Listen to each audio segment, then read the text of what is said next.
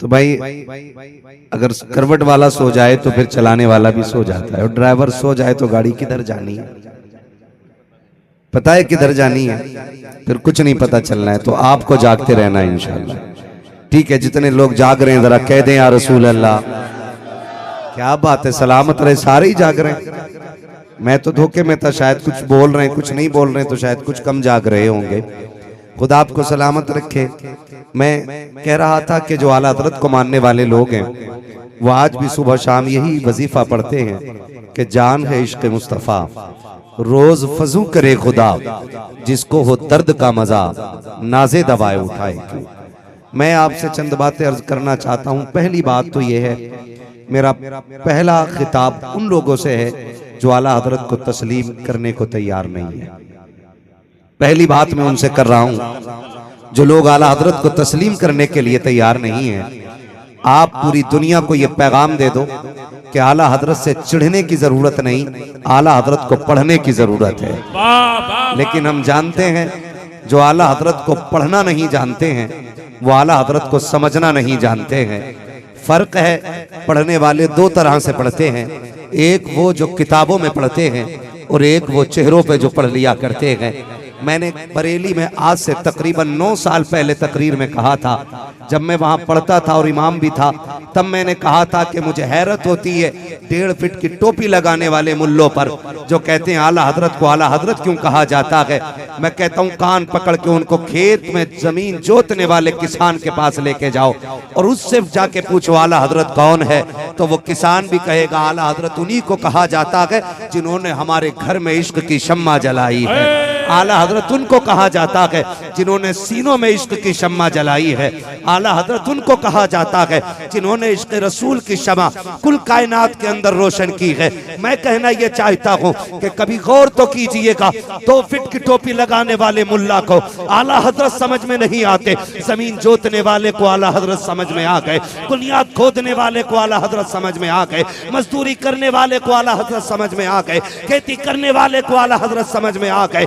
अब फलसफा ये है, आला हज़रत को समझने के लिए न काबिलियत का होना जरूरी है, न जुब्बा दस्तार का होना जरूरी है, आला हज़रत को समझने के लिए इश्क़ अहमद मुख्तार का होना जरूरी होता है। नारे तकबीर, नारे रिसालत, मसलके आला हज़रत कॉन्फ्रेंस, नारे तकबीर, नारे रिसालत। सुभान अल्लाह, सुभान। शुक्र है आला हज़रत हमारे हिस्से में आए और हम सीना ठोक के कहते हैं आला हज़रत हमारे हैं। आला हज़रत जिनके हैं वही बोले, बाकी घर जाके सोच के बोलिएगा कल को। आला हज़रत एक एक हाथ देख लो ताकि पता चल जाए वो और जवान होते हैं जो रंडियों के डांस देखने जाते हैं, ये वो जवान है जो मदीने वाले की महफिल सुनने के लिए आए बैठे हैं। सुभान अल्लाह। आला हज़रत, आला हज़रत हमारे हैं, हमें फख्र है इस बात पे। आला हज़रत हमारे हैं। एक मौलवी साहब कहने लगे देखो जी कहीं अगर नाच हो रहा होता तो इतनी भीड़ होती उतनी भीड़ होती।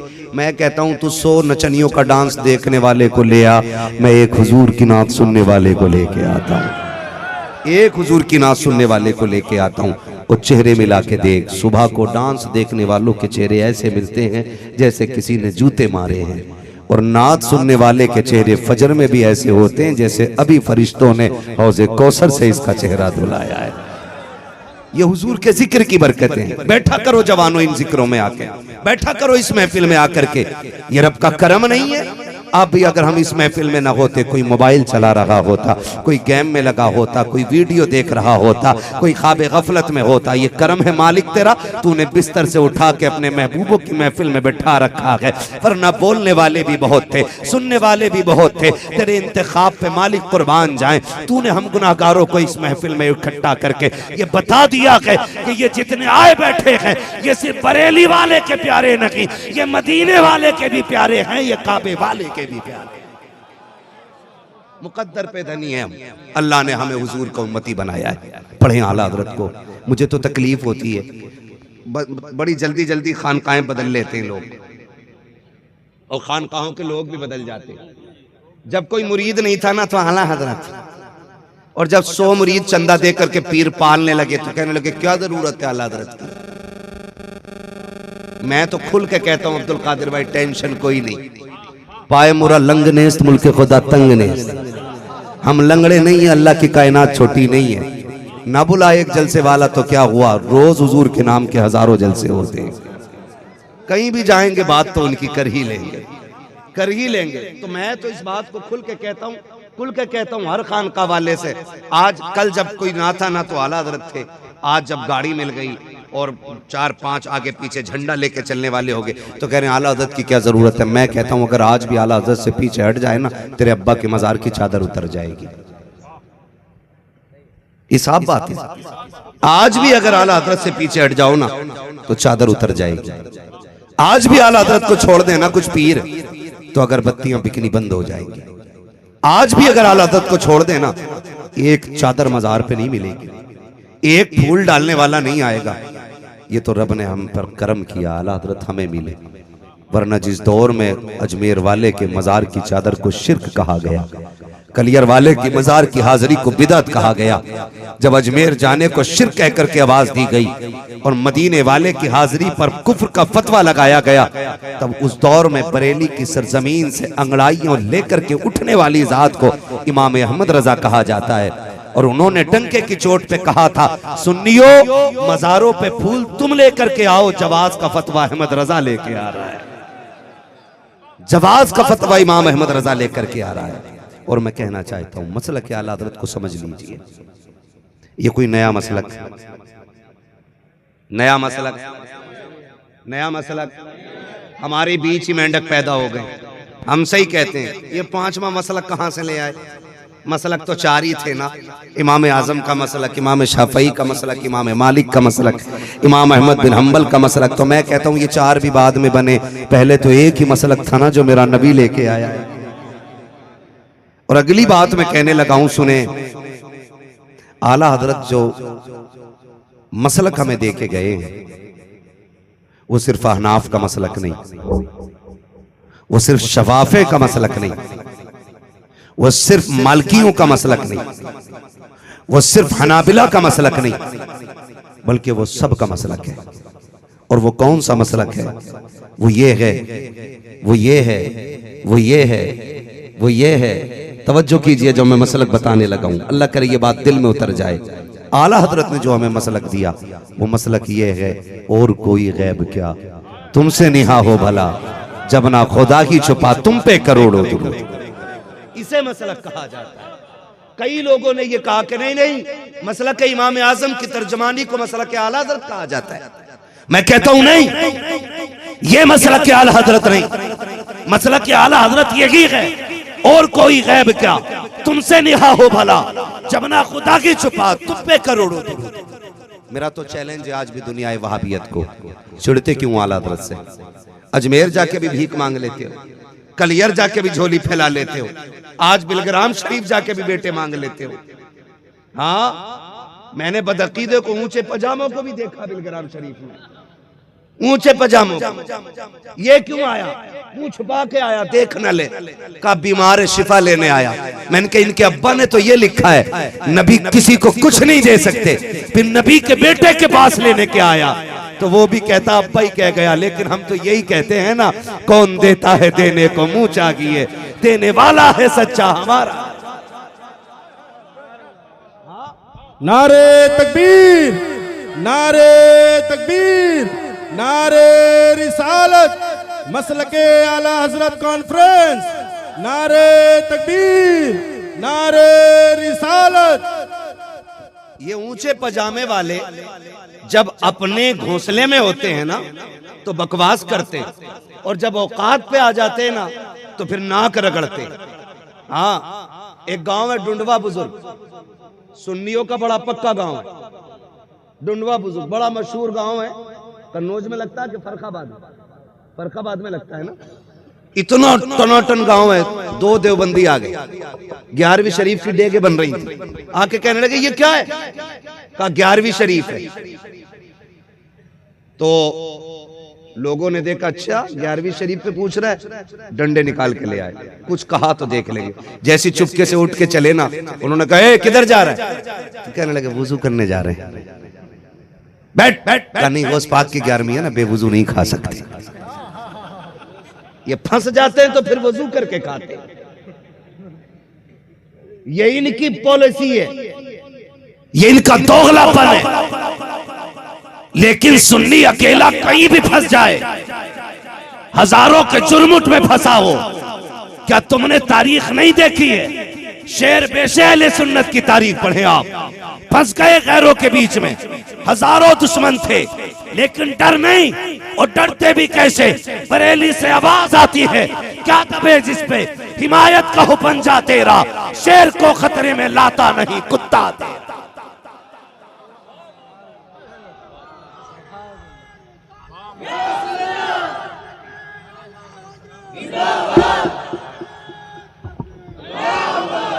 तवज्जो है सारे लोगों की, ये सुन्नियों की हकीकत है। और मैं सारे बरेलवियों से कहना चाहूंगा, सारे आला हजरत को मानने वालों से कहना चाहूंगा, हमारा झगड़ा किसी से दुरूद फातिहा का नहीं है। कोई करता है तो करे, नहीं करता है फातिहा तो ना करे, ये मुस्तहब है। समझ रहे मेरी बात? ये मुस्तहब है। नहीं पढ़ता सलाम खड़े होकर बैठ के पढ़ ले, पढ़। नहीं, ये कहां लिखा खड़े होके पढ़, तो ये कहां लिखा के लेट के पढ़? भाई ये कहां लिखा के लेट के पढ़? कि नहीं नहीं नहीं, हुजूर के लिए खड़े होके पढ़ोगे तो ये शिरक हो जाएगा। और कब्रिस्तान में जाके लेट के सलाम करता, वहां भी तो खड़े खड़े कहता अस्सलामु अलैकुम या अहलल कुबूर। अपने मुर्दों को कहता है खड़े हो के तुम पे सलामती हो। तुम मुर्दों को कह रहा खड़े हो के सलामती हो, हम तो जिंदे को खड़े हो के सलाम कर रहे हैं। सुभान अल्लाह, सुभान अल्लाह। शर्म नहीं आती है? और पकड़ेंगे 4 नौजवानों को, चलो जमात में चलो, किधर के? चलो तबलीग करने। और तबलीग उधर कर जिधर दीन नहीं है। कलमे वालों को कलमा पढ़ा रहे, जाना उधर जा, पढ़ा कलमा, फैला दीन, काम पे से उठा के लेके जा रहे। इतनी बेगैरत कौम है ये। कोई नौजवान कहते मैं नापाक हूं, तो कह रहा जबान तो पाक है, चल। दिल तो पाक है, चल। ये नापाक खड़े हो जाते मस्जिदों में जाकर के। और ये सुन्नी होता है कि नापाक हुजूर पे दुरूद पढ़ना भी नहीं चाहता है। हम अदब वाले लोग हैं, ये अदब सिखाया किसने? बोले किसने सिखाया? आला हजरत ने सिखाया। आप तारीख का बाप पलट करके देखो, इमाम बाकिर का नाम अदब से लेंगे, इमाम जाफर का नाम अदब से लेंगे, इमाम ज़ैनुल आबिदीन का नाम अदब से लेंगे। आप इनकी तारीख उठा करके देखें, इमाम आजम को अदब से बोलेंगे, इमाम अहमद बिन हम्बल को अदब से बोलेंगे, गौसे आजम को अदब से बोलेंगे, वारिस देवा को अदब से बोलेंगे, साबिर कलियर को अदब से बोलेंगे, गरीब नवाज को अदब से बोलेंगे, गौसे आजम को अदब से बोलेंगे। लेकिन बात आला हजरत की आती है तो चेहरों के रंग उतर जाया करते हैं, इनकी नानी मर जाया करती है। मैं पूछना चाहता हूँ, रब ने जहाँ अजमेर वाले को वली बनाया है, वहीं बरेली वाले को भी वली बनाया है। जहाँ बगदाद वाले को विलायत दी है, वहाँ बरेली वाले को भी विलायत दी है। जहाँ वारिस देवा के मजार का एहतराम करते हैं, वहाँ सुन्नी बरेली वाले का भी मजार का एहतराम करते हैं। तुझे बरेली वाले ही से चिढ़ क्यों है? तो सुनो सुन्नियो, बरेली वाले से चिढ़ की वजह यह है कि बरेली वाले ने इनके चेहरे से नकाब पलटे और ये कहा सुनो, अगर दाढ़ी में आए तो धोखा न खाना, मिसवाक लेके आए तब भी धोखा न खाना, तस्बीह लेके आ जाए तब भी धोखा न खाना, ऊंचे पजामे में आए तब भी धोखा न खाना, मौलवी बन के आए तब भी धोखा न खाना, कारी बन के आए तब भी धोखा न खाना, पीर बन के आए तब भी धोखा न खाना। कहा बताओ पहचाना कैसे जाएगा? का नबी को जिंदा कह देना, अगर चेहरा बिगड़ जाए लात मार देना, अगर चेहरा खिल जाए सीने से लगा के प्यार कर ले। नारे तकबीर, नारे रिसालत, मसलके आला हजरत कॉन्फ्रेंस, नारे तकबीर, नारे रिसालत। वो जो है सारे लोगों की, तो आला हजरत से चिढ़ने की वजह यह है कि आला हजरत ने इनका पोस्टमार्टम किया। हाँ, कह रहे अच्छे मौलाना थे, लहजा देखो। हमारी जमात के लोग आला हज़रत वली तो थे ही नहीं, क्यों? हवा में उड़ते तब मानता, बताना, हवा में उड़ते तब मानता। मैं कहता हूं आला हजरत उस शख्सियत को कहा जाता है कि जिसने जागते हुए माथे की आंखों से मुस्तफा के चेहरे की जियारत की है क्या तेरी औकात और हैसियत क्या है? तू बात करे उन पे। वो वली नहीं थे, खुदा की कसम वो वली नहीं वली कर थे। जिस पे नजर डाल दी उसे वली बना दिया करते थे, वली बना दिया करते थे। आला हज़रत की बात बड़ी, अगर बेटे की बात करें ना उनकी, दुनिया आज उनको मुफ्ती आजम आलम इस्लाम कहती है। कौन मुफ्ती आजम? मुत्तकी बनकर दिखाए जमाने में कोई, एक मेरे मुफ्ती आजम का तकवा छोड़कर, एक मेरे मुफ्ती आजम का तकवा छोड़कर। किसी ने सरकार मुफ्ती आजम इनसे कहा, आप आला हजरत के बेटे? इतना सुन के रोने लग गए। कहा हुजूर मैंने कुछ गलत तो नहीं कहा, रोए क्यों? कहने लगे जैसा आला हजरत के बेटे को होना चाहिए था मैं वैसा ना बन सका। ये मुफ्ती आजम कह रहे हैं। और कैसे हैं मुफ्ती आजम जानते हो? मुफ्ती आजम सरकार को आप देखें हैं कैसे। आप तारीख पढ़ें, मुत्तकी कितने बड़े, परहेजगार कितने बड़े। आज तो माफ कीजिएगा मुरीद भी वही बनाए जाते हैं जो बड़े पैसे वाले होते हैं। आपसे एक बात कहूं, जो घर आके मुरीद करे उधर मुरीद ना होना, तलाश करके पीरे कामिल मुरीद हो। इसलिए कि जो घर आके मुरीद करे दाल में काला है, और जिसे ढूंढ के तलाश करके थक के हासिल किया जाए वही खुदा तक पहुंचाने वाला होता है। ये भी अलमिया है। ढूंढ ढूंढ के बच्चा कोई नया आया, क्या आया तो कहा उंगली डलवा दो मुंह में। कहा क्यों? कि दामन से वाबस्ता हो जाएगा, क्यों उसकी भी जिंदगी खराब कर दे। गलत नहीं कह रहा हूं यार, ये कंडीशन है। पहले के लोगों की तारीख आप पढ़िए, 6-6 साल तक, 20-20 साल तक पीर की तलाश रहती थी, तब जाके कोई एक पीर कामिल मिलता था। आज तो जहां डेला उठाओ वहीं पीर हाथ आ रखा है, जहां लोटा उठाओ लोटे से पहले पीर हाथ में आ जा रखा है। कौम का बेड़ा गर्क क्यों नहीं होगा? हर 2 रुपए में तावीज बेचने वाला है, हर 3 कदम पे डोरियां बेचने वाला है, 6-6 डोरी गले में है, नतीजा कुछ नहीं निकल रहा है। होगा कैसे नतीजा? खुदा की कसम खा के कहता हूं मैं तावीज का मुखालिफ नहीं हूं, मैं डोरी का मुनकिर नहीं हूं। आज भी हम सीने में डालेंगे, आज भी गले में तावीज लटकाएंगे, लेकिन शर्त यह है लिखने वाला मुफ्ती आजम जैसा होना चाहिए, देने वाला ताजुश्शरिया जैसा होना चाहिए। उनके तावीज की तासीर ये थी, इधर कलम चलता था अल्लाह उधर तकदीर के फैसले बदल दिया करता। नारे तकबीर, नारे रिसालत, फैज़ाने आला हजरत, मुहाफ़िज़ाने मसलके आला हजरत हजरत अल्लामा मुफ्ती हम्माद रज़ा साहिब किबला, नारे हैदरी। मैं जवानों से, बुजुर्गों से सबसे गुजारिश करूंगा, खास करके मेरी बहन बेटियां बैठी हैं, एक आग बड़ी तेजी से फैल जाती है। अगर किसी के सर में दर्द हो ना, और किसी नीम हकीम के पास चली जाती है ना, नीम मुल्ला के पास है ना, जो किताब खोल के फाल खोल लिया, जिसे फाल का माना मालूम नहीं, उसे यही नहीं पता है कि किताब सीधी पकड़नी है कि उल्टी पकड़नी है, वो ऐसे उंगली घुमा के ना रखवा देता, ठीक है, और 786 रुपए पहले डलवा लेता है। 786 रुपए पहले डलवा लेता और कहता सुनो तुम पे जादू है, तुम पे जादू है। अब देखो इसकी तिगड़मबाजी देखिए, कह रहा तुम पे जादू है। औरत नाकिसुल अक्ल होती है, एकदम बहकावे में आ जाती है। बाबा सही कह रहे हो। फिर वो बता रहा सर में दर्द होता कि हाँ ठीक का पैर भी फिराते होंगे, दर्द होता होगा तलवों में, कहा ये भी, का पिंडलियों में ऐठन होती, कहा ये भी, का कमर में भी दर्द होता होगा, कहा ये भी। बाबा बहुत पहुंचा हुआ, का 3 बार कराया गया। अब कह रही बाबा बताओ ना कौन है, का 786 और दे। 786 उनने और लिए। कह रहा सुनो रंग सांवला है, कद दरमियाना है, बाल ज्यादा लंबे नहीं है, आंखें उसकी थोड़ी छोटी हैं, पड़ोस में ही रहती है तुम्हारे। लगवा दी आग, लग गई, हाँ आग ही लग गई। हर घर में इस तरह का एक बंदा जरूर मिलेगा। कह रही अल्लाह ये तो मेरी नंद है, यहां मैं ये कहना चाह रहा हूं, सर का दर्द हुआ और तुम खानदान का दर्द लेके चले आए। सर का दर्द एक डाइक्लोफेनेक से खत्म हो सकता था,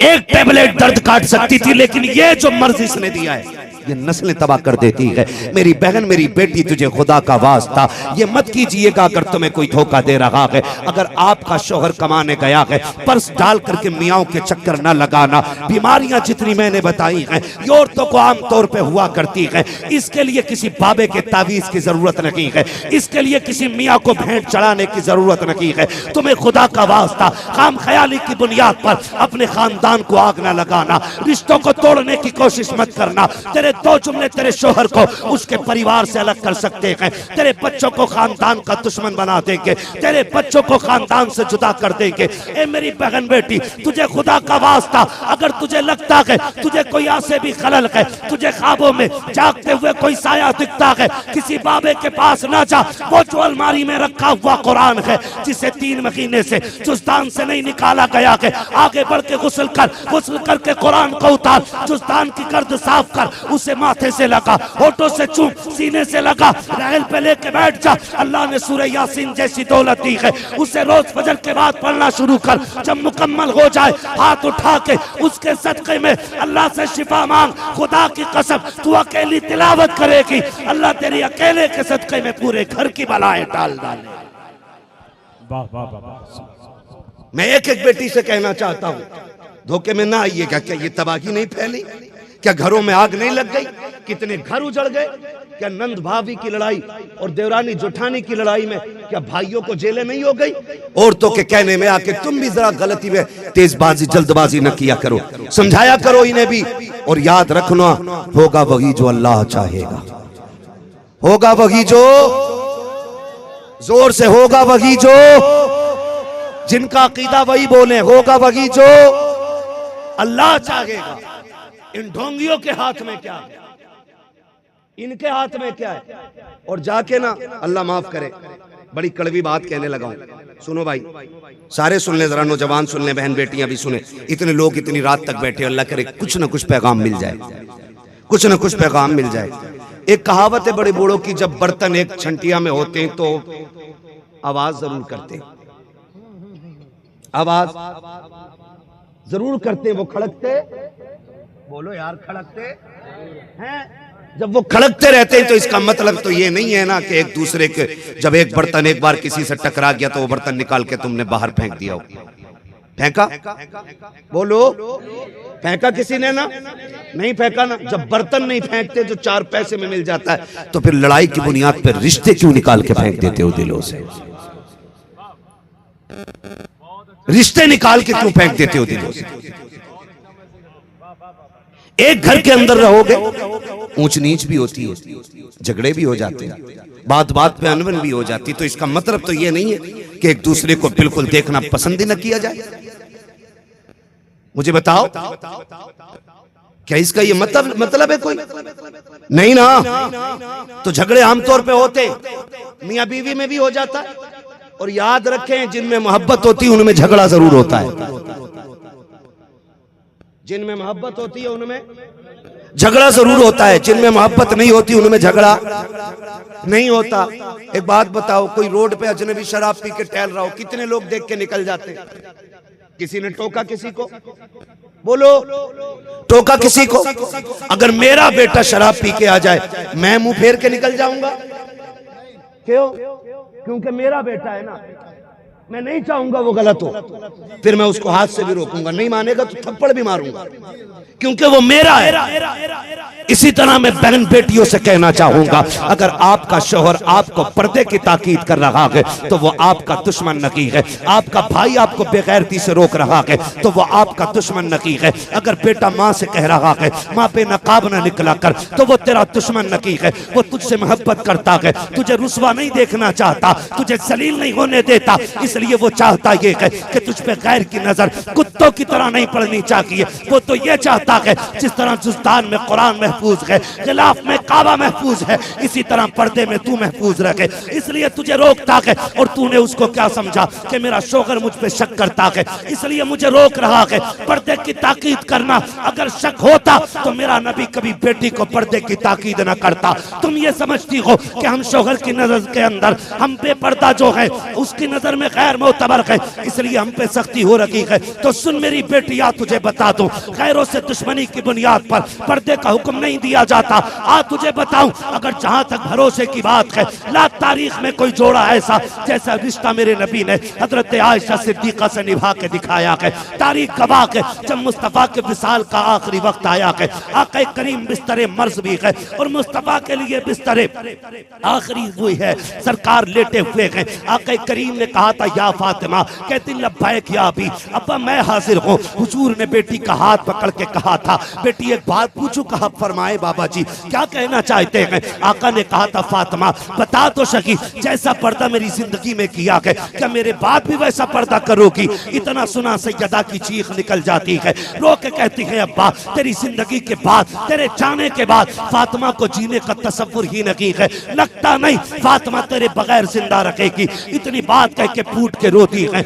आका करीम ने बेटी का हाथ छोड़ा, उसके बाद कहा था या आयशा, आयशा मेरे करीब आ जाओ। हजरत आयशा सिद्दीका करीब आ जाती है। लब्बैक या रसूल अल्लाह, सरकार में हाजिर हूँ। आका करीम ने कहा आयशा वादा कर मेरे बाद भी वैसा पर्दा करेगी जैसे मेरी जिंदगी में पर्दा किया है, मेरी ज़ाहिरी हयात में पर्दा किया है। हजरत आयशा सिद्दीका की आंख में आंसू आए, कहती महबूब मेरे माँ बाप कुर्बान हो जाएं। आयशा ने जैसा सख्त जैसा पर्दा आपकी ज़ाहिरी जिंदगी में किया है, उससे ज्यादा सख्त पर्दा आपके जाने के बाद आयशा करेगी। और तारीख गवाह है, जाके बेटियों को बता दो, जब मुस्तफा का विसाल हो गया, एक दिन आयशा सिद्दीका रज़ी अल्लाह तआला अन्हा की सहेली आपसे मिलने के लिए तशरीफ लाई। आपने सहेली से कहा कौन है दरवाजे पे? कहा आपकी सहेली हो। अल्लाह अकबर आप कहती हैं अंदर आ जाइए। दरवाजा खुला है, जब आप अंदर गई हैं, जाके क्या देखती हैं? आयशा सिद्दीका साए में बैठी हैं। उसने कहा आज तक ऐसा नहीं हुआ, आज से पहले जब कभी आती थी तो आप मुझे दरवाजे पे लेने आती थी,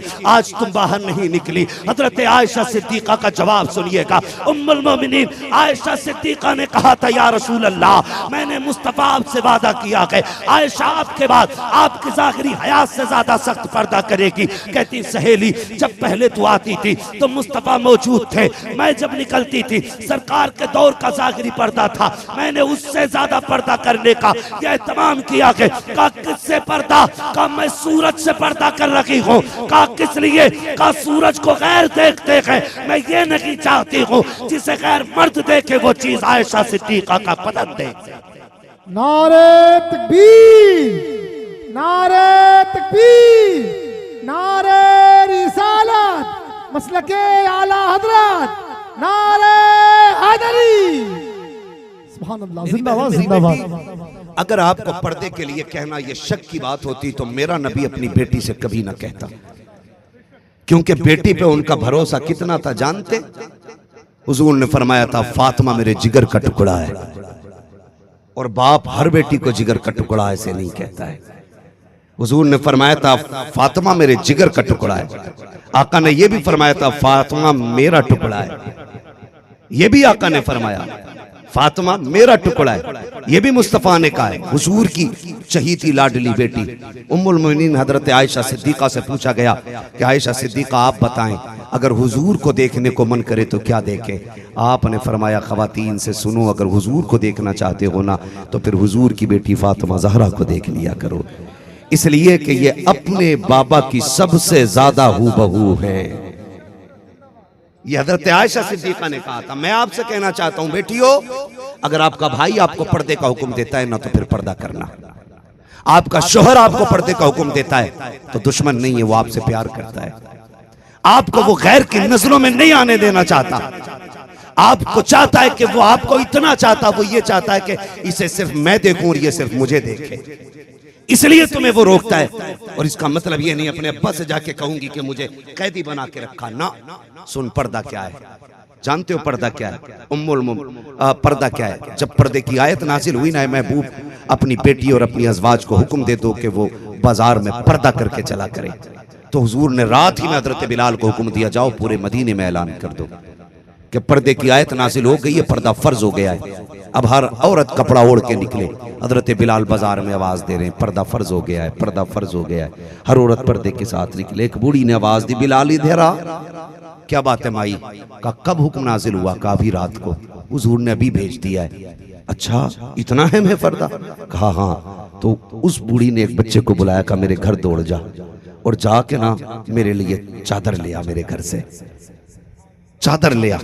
बेटे ने कहा मी घर जाके नहीं ओढ़ लेती? बूढ़ी ने रो के कहा अगर जाते जाते रास्ते में मौत आ गई तो कयामत में खुदा को क्या जवाब दूंगी? ये सहाबा ने पर्दा करके दिखाया। आज बेपर्दगी की हद हो गई। आज औरतें पीरों के पैर दबा रही हैं और पीर साहब हराम खोर जन्नत बांट रहा है। मुस्तफा की शरीयत को तोड़ करके जन्नत तो क्या, जन्नत की महक तक नहीं मिलेगी। जन्नत उसे मिलेगी जो दीन का वारिस भी होगा, मुस्तफा की शरीयत का वारिस भी होगा। ये याद रखिएगा। हाँ, यहां तक कपड़े उठा के पीर साहब पैर दबा रहे। एक तो बड़ा बेगैरत पीर दिखाई दे रहा नेट पे आजकल, लाल वाला पीर। हाँ, चूड़ियां पहने पड़ा है और लाल दुपट्टा, लाल साड़ी। मैंने कहा आग लगाओ इस दुल्हन में।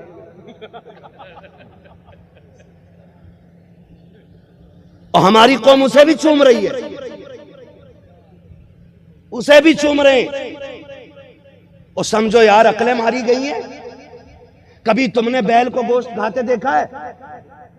कुत्ते को घास खाते देखा है? जानवरों को भी पता कि हमारा ताल्लुक किससे है, फिर उम्मत मोहम्मदिया को क्यों नहीं पता कि हमारा ताल्लुक किससे होना चाहिए?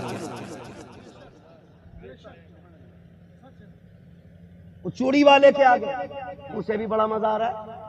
अल्लाह ने अच्छा खासा मर्द बनाया है तो औरत बने घूम रहा है। भाई अगर वो ऐसे कंट्रोल नहीं हो रहा तो कोई निकाई करके ले आओ उसे, 2 लठ मार के सीधा कर लो। ओ भाई क्या कहें, हमारी कौम इनके पीछे पड़ गई। आप बताऊं तुझे पीर किसे कहते हैं, मुत्तकी किसे कहते हैं, परहेजगार किसे कहते हैं? बात मैंने मुफ्ती आजम सरकार की। सरकार मुफ्ती आजम हिंद अलैहि रहमत व रिजवान जो आला हजरत के बेटे, उनकी बारगाह में ना एक बंदा तावीज लेने के लिए आया।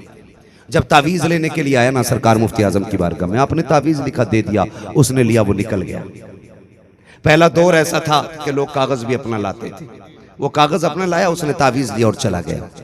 कुछ महीनों के बाद वापस आया ना, हजरत ने फरमाया कहो क्या हाल है? कहा जब से आपने तावीज दिया है शुक्र अल्लाह का कोई दुख नहीं रहा है। कहने लगे तेरे तो दुख खत्म हो गए लेकिन मेरा दुख लग गया था। अल्लाह अल्लाह। मुरीद तो तड़प गया, हुजूर कौन सा दुख? आपने तकिया हटाया और कागज का टुकड़ा निकाला। फरमाने लगे जो कागज तू लाया था ना, आधे कागज का तावीज हो गया था, आधा बच गया था। कम महीने बीत गए, तेरी राह में मैंने इस इंतजार में कागज छुपा के रखा है कि जब तू आएगा तेरी अमानत तुझे लौटाई जाएगी। ऐसे परहेजगारों के अल्लाह ने जुमलों में बरकत रखी है, ऐसे परहेजगारों। और फिर अल्लाह ने करामत का नूर बख्शा, ऐसा नूर करामत का बख्शा कि जो उनके वजू का पानी ले जाता था, मरीज कितना भी बड़ा हो जो उसके छींटे लगा लेता था, अल्लाह शिफा अता फरमा दिया करता था।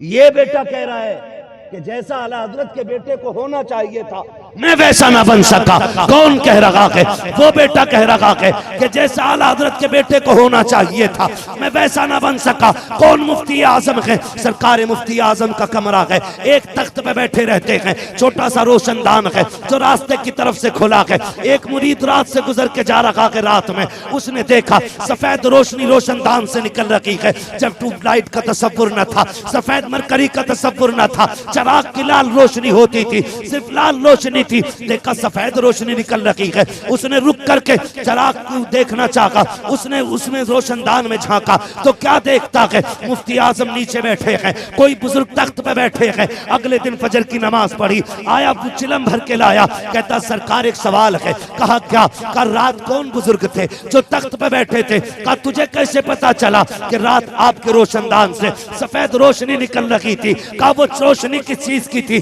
सरकार गौसे सरकार मुफ्ती आजम आजम कहते हैं जा जा अपना काम कर। मुंह लगा था, उसने कहा जाना नहीं है, पहले बताओ वो था कौन। मुफ्ती आजम कहते हैं अगर पूछना चाहता है तो सुन, मैं नीचे बैठा था और वो जो तख्त पे बैठे थे वो कोई और नहीं बल्कि बगदाद वाले अब्दुल कादिर जिलानी बैठे हुए थे। और फरमाया वो रोशनी उनके चेहरे की निकल रही थी। कहते कब कब आते, कहा जब मेरा दिल तड़पता है तब दीदार कराने बगदाद से चले आते। ये कहते हैं कि आला हजरत के बेटे को जैसा होना चाहिए मैं वैसा ना बन सका। तुझे बताऊं अब आला हजरत कैसे, थके तो नहीं है अभी 10 मिनट है, बोले सुभान अल्लाह। जियो सलामत रहो। ऐसा लग रहा है जैसे महफिल शुरू हो रही है, और जब दिल महफिल में लगने लग जाए तो समझ लेना तवज्जो हुजूर की महफिल पे हो गई। ठीक है ना।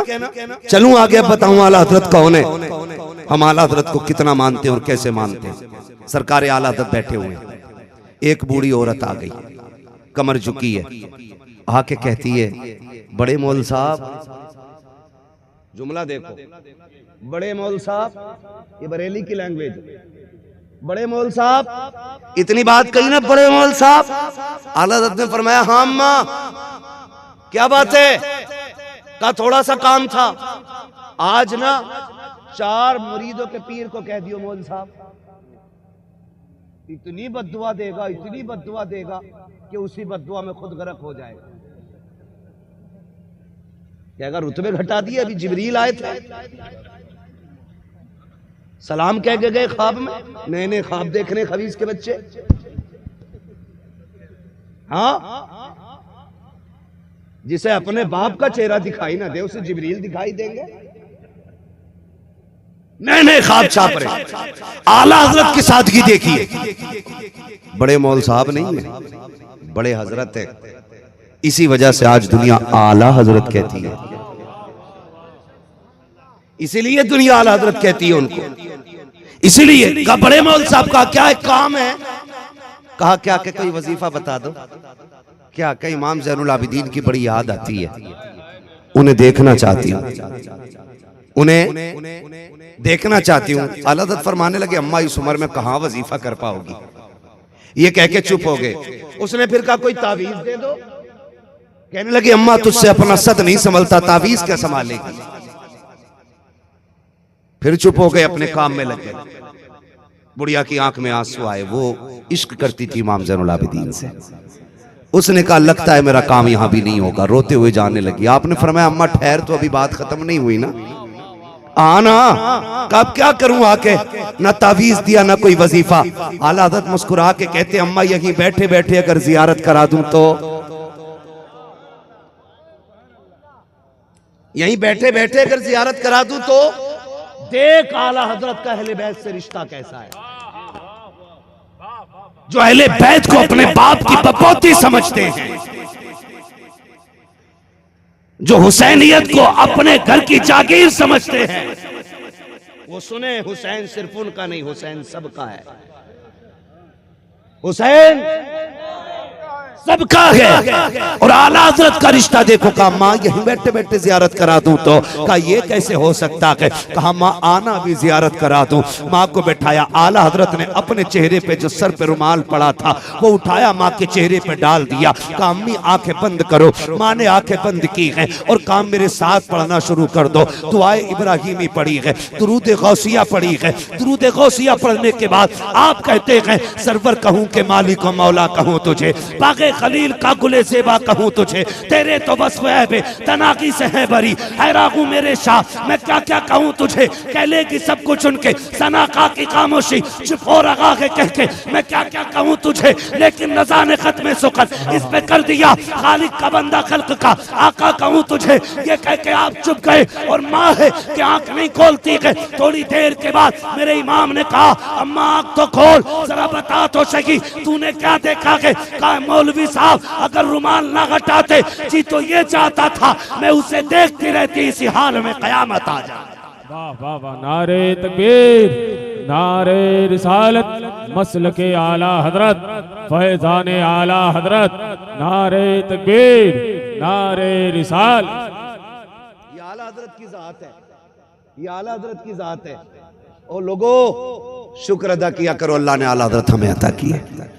और मैंने पहले कहा था आला हजरत को पढ़ने की जरूरत है, लड़ने की जरूरत नहीं है। वरना याद रखना पूरी जिंदगी भी बड़े बड़े पीर भोंकते रहे ना, तब भी आला हजरत के ऐसे चाहने वाले हर दौर में पैदा होते रहेंगे।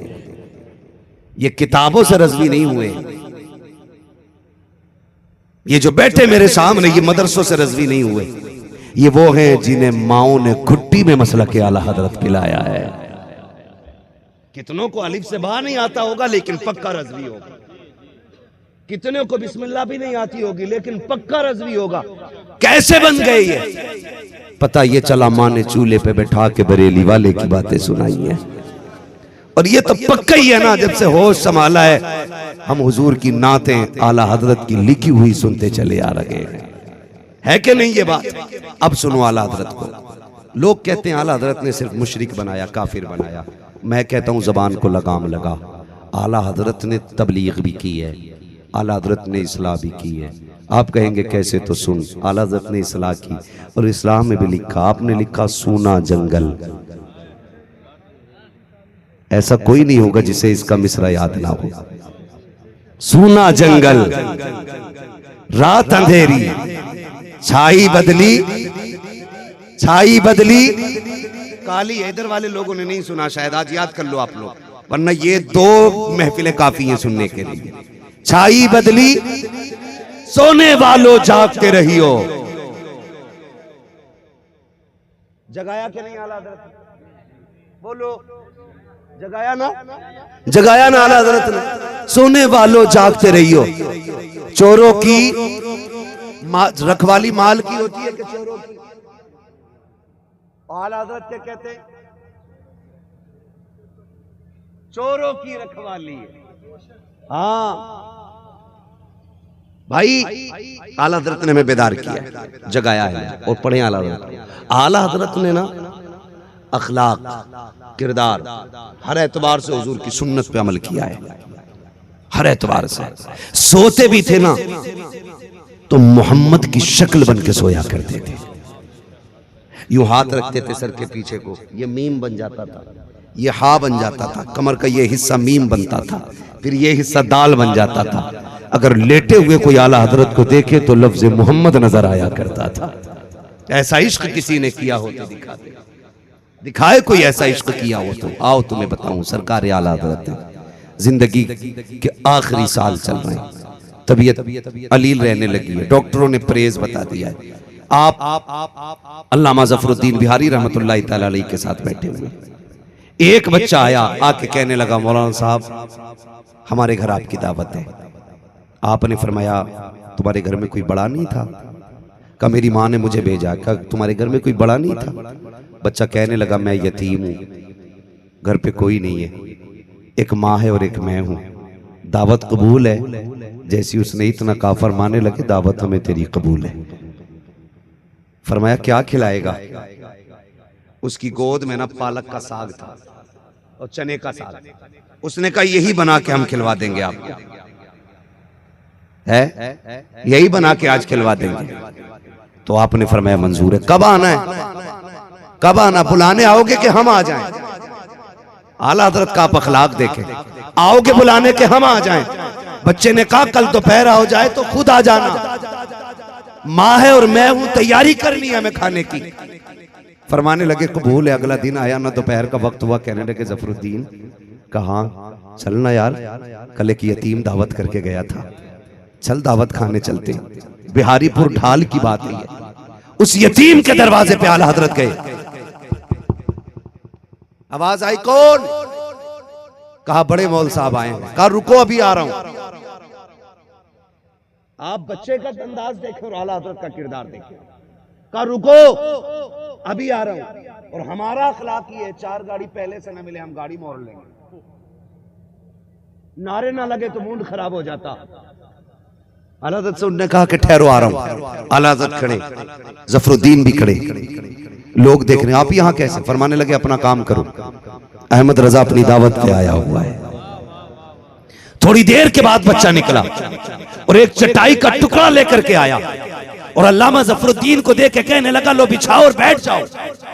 बिछाया तक नहीं उस बच्चे ने, अल्लामा ज़फ़रुद्दीन ने टुकड़ा लिया और लेकर के बिछा दिया। आला हजरत भी बैठ गए, अल्लामा ज़फ़रुद्दीन भी बैठ गए। जो भी देखता कहता आप यहाँ जमीन पे बैठे हुए हैं, कहा जाओ अपना काम करो, अहमद रजा की दावत है, तुम्हारी दावत नकीक है, जाओ जाओ जाओ, तुम्हारी दावत नकीक है। आला हजरत का किरदार मुलाहिजा करो। आज अगर गरीब दावत देने के लिए आ जाए, हम बेटे को भेज के कहते हैं जा फला की दावत में चला जाना, अब्बा जी आप चले जाओ, कहा मैं क्या करूंगा जा करके, कमजोर सा बंदा है, तू पर्दा उतार के आ जा। अगर अमीर की दावत होती है, हम गाड़ी में सज के बैठ के जाते हैं, विधायक की दावत है, नेता की दावत है, इसलिए हम खुद कोट पैंट पहन के जाएंगे। आओ अमीरों आके बरेली का अमीर देखो, ये वो अमीर नकीक है जो अगरबत्तियों से अमीर बना के, ये वो अमीर नकीक है जो चादरों से अमीर बना के, ये वो अमीर है जिसकी जायदाद आप देखोगे तो रामपुर से लेकर के बदायूं तक जिसके बागात नजर आते हैं, बदायूं से लेकर के शाहजहांपुर तक जिसका जमींदाराना नजर आता है,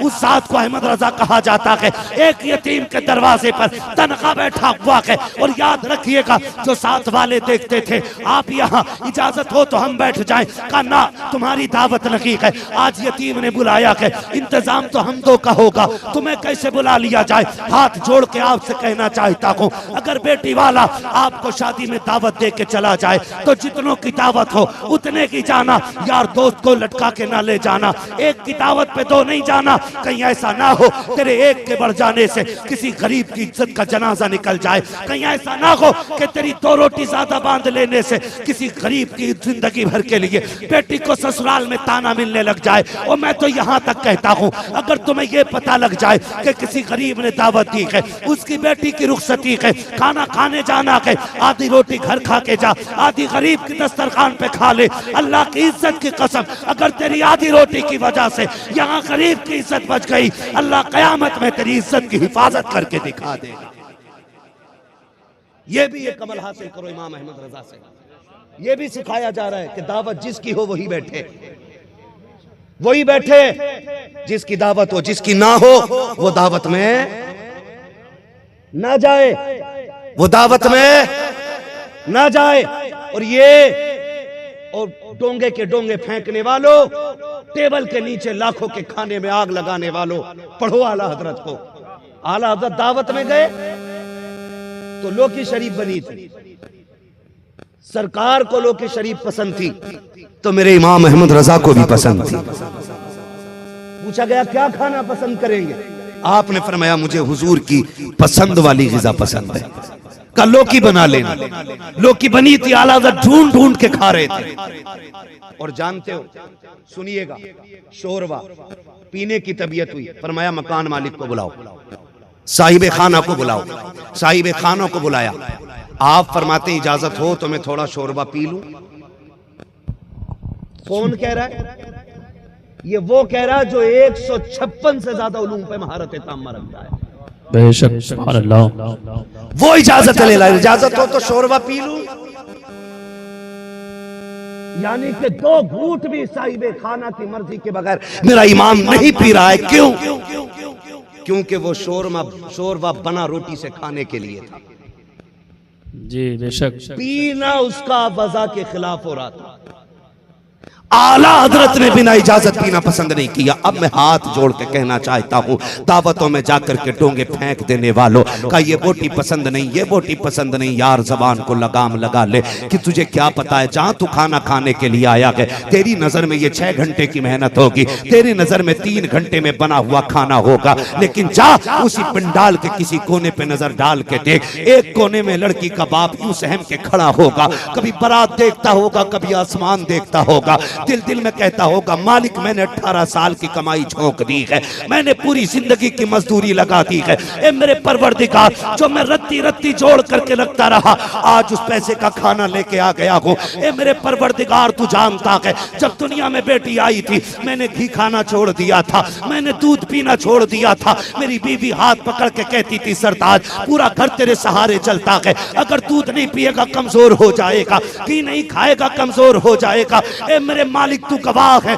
मैंने बीवी से कहा था अब घी दूध में खर्चा करने की जरूरत नहीं है, इस पैसे को बचा के रखना शुरू कर दे। अल्लाह ने बेटी दे दी है, अब इस पैसे को बचा के रख। वो मुझसे कहती थी कमजोरी आ जाएगी, मैंने कहा ना, अब मैं दूध से ताकतवर नहीं बनूंगा, मैं घी से ताकतवर नहीं बनूंगा। मेरी बीवी ने कहा था बता फिर ताकत कहां से आएगी। उस दिन मैंने कहा था जिस दिन इसे इज्जत से रुखसत कर दूंगा उस वक्त मैं मुआशरे में सबसे ज्यादा ताकतवर कहलाऊंगा। कहा मेरे मालिक मैंने आज तक जोड़ के रखा था, 18 साल की कमाई लगा दी है। और डोंगे फेंकने वालों, खुदा के वास्ते अपने पेट का नहीं आखिरत का नहीं गरीब की इज्जत का ख्याल किया करो। तुम नहीं जानते हो अगर सैकड़ों लोग खा के चले जाएं, एक बराती को अगर एक रोटी कम पड़ जाए, पूरी जिंदगी गरीब की बेटी को ये ताने दिए जाते हैं तेरे बाप की औकात खाना खिलाने की नहीं थी, एक बराती भूखा आ गया था। और याद रखो पहली बात तो इस्लाम में बारात का तसव्वुर ही कोई नहीं है, और अगर जा भी रखे हो तो गरीब की इज्जत से ना खेलो, किसी का खाना खा के बुराई ना करना। वो खड़ा के गरीब बेटी का बाप हाथ जोड़ के खड़ा रहता के डरते डरते पूछता के कोई कमी तो नहीं रह गई थी, उसे डर लगता के कहीं समधी नाराज ना हो जाए, कहीं दामाद को गुस्सा ना आ जाए, यहाँ बेटी को कांटा चुभ जाए, बाप तड़प जाता है, यहाँ बेटी को बुखार आ जाए, बाप की नींदें उड़ जाती है। वो इस डर से कांप रहा है अगर एक रोटी भी कम पड़ गई मेरी बेटी को रोज तमाचे लगेंगे, रोज गालियां मिलेंगी। ये सोच के कोने में खड़ा रो रखा के जा उसके करीब जाके खड़ा हो जा। अगर वो तुझसे डरते हुए ये पूछ ले खाना कैसा था, अगर नमक कम हो तो बुराई ना करना, मिर्च ज्यादा हो तो बुराई ना करना, खाना कच्चा हो तो बुराई ना करना, मजा ना हो तो बुराई ना करना, बल्कि कंधे पे हाथ रख के कहना वाह यार तूने कमाल कर दिया है, क्या खाना बनाया है। मैं नहीं जानता तेरे दो जुमलों से तेरा पेट भरेगा कि नहीं भरेगा, लेकिन इतना जानता हूँ अगर तूने ये दो जुमले बोल दिए खुदा की कसम इधर करीम मुस्कुराएगा, उधर मदीने में मुस्तफा जाने रहमत मुस्कुराएगा। है नारे तकबीर, नारे रिसालत, नारे रिसालत, फैज़ाने मखदूम अशरफ, मसलके आला हज़रत, नारे तकबीर, नारे रिसालत। माशाअल्लाह जिंदाबाद, बेशक। डोंगे ना फेंकना, आए हैं बहुत ना करना, पढ़ो आला हजरत को जी, शोरबा भी इजाजत लेके पी रहे हैं, बेशक, क्योंकि ये बना खाने के लिए था, पीने के लिए जी नहीं बना था। शरीयत इसकी इजाजत नहीं देती। नहीं देती है। मुझे तो हैरत होती है जिनके अपने घर में 8 दिन में एक बार गोश्त आता है, वो बीवी को छींचड़ा छुटा के फेंकने पे डांट के कहते हैं 200 रुपए किलो है, 300 रुपए किलो है, सारे पका दे, घर मरे कुत्ते खाने तैयार हो। और गरीब बाप की बेटी में जो दावतें मिलती हैं वहां अच्छी बोटी को भी खराब कह के फेंक देते हो। कयामत में खुदा को कौन सा चेहरा दिखाओगे, कौन सा चेहरा दिखाओगे। आला हज़रत सरकार कहते हैं दावत हमारी है तुम्हारी नहीं। थोड़ी देर के बाद बच्चा निकला, कहा गए, कहा हाँ। उसने पहले ला करके दस्तरखान बिछाया, फिर जानते हो वो फिर मक्का या बाजरे की रोटी लाया और चने का साग का खाइए।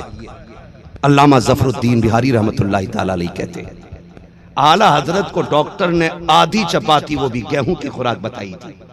कितनी? आधी चपाती है तवज्जो सारे लोगों की जी, आधी चपाती बताई थी वो भी गेहूं की। अल्लामा ज़फ़रुद्दीन कहते हैं आज जब आला हजरत खाने के लिए बैठे मैंने कहा हुजूर ये वो रोटी है जिससे डॉक्टर ने परहेज बताया। कहते आला हजरत ने आज आधी नहीं 1.5 रोटी खाई, 1.5 रोटी खा के उठे। मैंने पूछा हुजूर ये जहर है आपके लिए, आपने 1.5 खा ली? कहा मैंने इतना कहा उनकी आंख में आंसू आ गए। कहा ज़फ़रुद्दीन अपनी तबीयत को देखूं या मदीने वाले की मोहब्बत को देखूं। कहा मैं 2 लुक़मे भी खा लेता तो गरीब की दावत का हक अदा हो जाता, लेकिन उसका दिल टूट जाता, शायद मेरे घर का खाना अच्छा नहीं लगा, घर का खाना अच्छा नहीं लगा। अहमद रजा ने आज पेट भर के रोटी खाई है, तबीयत को तबीयत का मालिक जाने। मैंने पढ़ा है आका ने फरमाया है जो गरीब को मुस्कुराहट दे देगा अल्लाह उसे जन्नती बना देगा। का गरीब मुस्कुरा दिया है, अहमद रजा की इसी में ईद हो गई। सुभान अल्लाह, सुभान अल्लाह, हक है, वाह वाह कहा जाता है। इसे मेरे नबी ने कहा जो गरीब को मुस्कुराहट देगा अल्लाह उसे जन्नत अता करेगा। कहा मैंने हुजूर की सुन्नत समझ करके गरीब के लिए मैंने रोटी खाई है। कहा अगर मैं कम खाता तो गरीब का दिल टूट जाता, और मेरे नबी ने कहा है लोगों गरीबों का दिल न तोड़ना, मोहम्मद दिल तोड़ने के लिए नहीं, मोहम्मद दिल जोड़ने के लिए आया है। बेशक एक एक अदा पे मसलक आला हजरत है, एक एक आदत मसलक आला हजरत है। आप सभी से गुजारिश है कि सिर्फ नारे पे मसलक नहीं ठहरना चाहिए, हमारे किरदार में भी मसलक नजर आना चाहिए, हमारे अफ़आल और अहवाल में भी मसलक नजर आना चाहिए, हमारे तौर तरीकों में भी मसलक नजर आना चाहिए, और मसलक की शान से झलकना चाहिए कि जान है इश्क मुस्तफ़ा, रोज वजू करे खुदा, जिसको हो दर्द का मजा नाजे दवा उठाए क्यों, नाजे दवा उठाए क्यों। बस आखिर में मैं हुक्म हुआ था मुझे हुजूर का शजरा पढ़ना है, तैयार है सुनने के लिए? जितने लोग सुनना चाहते हैं जरा कह दे या रसूल अल्लाह। तवज्जो है सारे लोगों की? मेरे भाइयों ने कहा था शजरा हुजूर का जरूर पढ़ना। ऑपरेटर साहब अभी से इको भी दे दो थोड़ा सा और आवाज भी दे दो। है ऑपरेटर साहब बैठे भाई? साउंड बहुत अच्छा आपका बोल रहा है, बस थोड़ा सा इको दे दे, मुझे हुजूर का शजरा पढ़ना है। मेरे कमेटी के अफराद ने भी कहा था, अहबाब ने भी कहा था, और कुछ लोगों ने कहा था, हमारे गालिबन तलबा थे, कहा बहुत दूर से सिर्फ शजरे के लिए आए हैं, है ना? तो जो सुनना चाहते हैं जरा बोल दें या रसूल अल्लाह। आदम के बेटे ठीक है ना? मैं अगर इन बच्चों से पूछूं ना क्यों बैठे हुए हो, तो ये बच्चे भी यकीनन यही कहेंगे कि यहाँ पे बिरयानी के लिए नहीं है, तसले के लिए नहीं है, इसलिए बैठे। सुना है आप हर आशिक के घर तशरीफ लाते हैं, मेरे घर में भी हो जाए चरागा या रसूल अल्लाह, चरागा या रसूल अल्लाह। चरागा। आदम के बेटे शीश, शीश के बेटे यानस, यानस के बेटे कैनान, कैनान के बेटे मेलाइल, मेलाइल के बेटे ब्यारत, ब्यारत के बेटे इदरीस, इदरीस के बेटे मुतवश्शिक, मुतवश्शिक के बेटे लबक नेक नाम, लबक नेक नाम के बेटे नूह, नूह के बेटे साम, साम के बेटे जुलात, जुलात के बेटे शालिक, शालिक के बेटे आबिर, आबिर के बेटे दाता, दाता के बेटे रावा, रावा के बेटे सारू, सारू के बेटे नाखुर, नाखुर के बेटे तारिक, तारिक के बेटे इब्राहिम खलीलुल्लाह, इब्राहिम खलीलुल्लाह के बेटे इस्माइल ज़बीहुल्लाह, इस्माइल ज़बीहुल्लाह के बेटे कैदार, कैदार के बेटे अवाम, अवाम के बेटे अमल, अमल के बेटे साबित, साबित के बेटे सलमान, सलमान के बेटे रईसा, रईसा के बेटे इलियासा, इलियासा के बेटे औद, औद के बेटे हव्वा, हव्वा के बेटे अदनान, अदनान के बेटे मोहित, मोहित के बेटे नदार, नदार के बेटे मुदिर, मुदिर के बेटे इलियास, इलियास के बेटे मुदरिका, मुदरिका के बेटे खदीमा, खदीमा के बेटे किनाना, किनाना के बेटे नदर, नदर के बेटे मालिक, मालिक के बेटे फार, फार के बेटे गालिब, गालिब के बेटे लुई, लुई के बेटे काब, काब के बेटे मुर्रा, मुर्रा के बेटे किलाब, किलाब के बेटे कुसई, कुसई के बेटे अब्दे मनाफ, अब्दे मनाफ के बेटे हाशिम के, हाशिम के बेटे अब्दुल मुत्तलिब के, अब्दुल मुत्तलिब के बेटे अब्दुल्लाह के, अब्दुल्लाह के बेटे मोहम्मदुर रसूलुल्लाह। नारे तकबीर, नारे रिसालत, मसलके आला हजरत, मसलके आला हजरत जिंदाबाद, मुफ्ती अहमद रजा मुरादाबादी, नारे हैदरी। जो जहां खड़ा है वहीं बैठ जाए, बैठ जाइए, नहीं बैठे तो फिर तकरीर शुरू कर दूंगा। खुदा आपको सलामत रखे। ये महफिल नूर जिंदाबाद, मसलक आला हजरत पाइंदाबाद, हुजूर के आशिक ताबिंदाबाद। बस जो हुए गलात उनको माफ फरमाए रब कायनात, जिंदगी ने दिया साथ,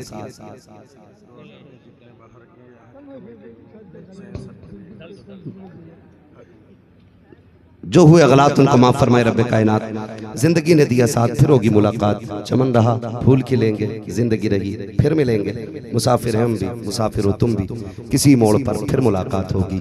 फकीरान आए सदा कर चले, सदा खुश रहो ये दुआ कर चले। सारे लोग कलमा शरीफ पढ़ लीजिए, ला इलाहा इल्लल्लाह।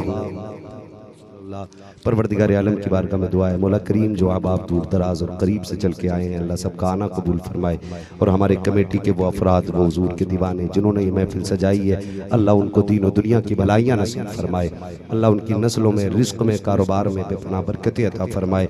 और जितने हुजूर के आशिक यहाँ बैठे हैं, अल्लाह सबको मरने से पहले हुजूर के दरबार की ज़ियारत नसीब फरमाए।